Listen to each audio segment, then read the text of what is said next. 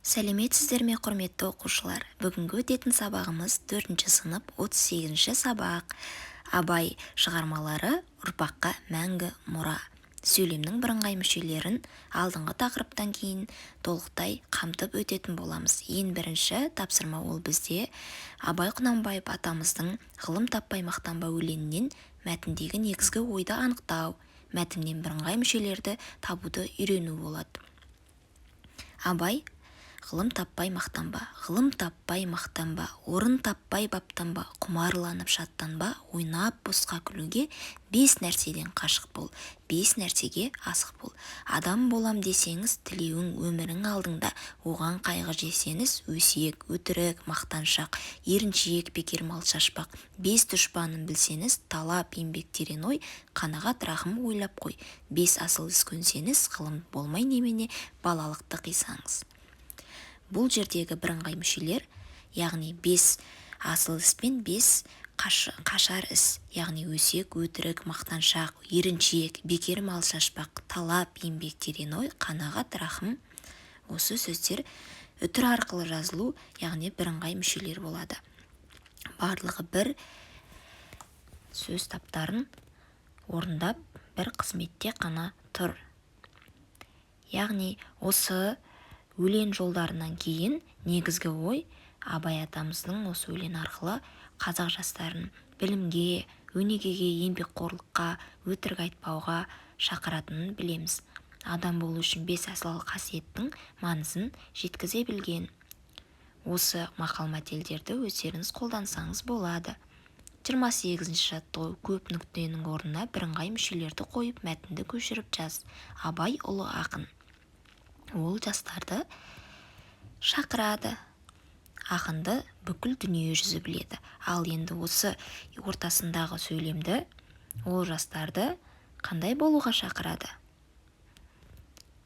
Білімді болуға шақырады. Болмаса өнерлі болуға, еңбекқор болуға шақырады деп өз кез келген ойыңыздағы нәрсені мен толықтыруға болады.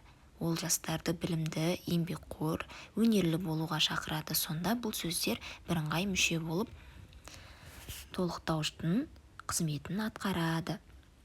Енді бірінші және екінші сөйлемді тура сондай бірыңғай мүшелері бар сөйлемге айналдырамыз. Ол үшін Абай ұлы ақын деп тұр. Ұлы сөзіне тағы да бірыңғай мүшелер қосамыз. Абай қандай ақын? Ұлы, дана ақын. Бұл жерде ұлы, дана сөзі анықтауыш қызметінде бір ғана қызметті атқарады. Екінші, ақынды бүкіл дүние жүзі оқиды, біледі. Бұл жерде оқиды, біледі сөздері баяндауыш қызметін атқарып тұр. Яғни біз дүние жүзі сөзімен бүкіл сөзіне байланыстырып оқиды, біледі сөзін қосамыз.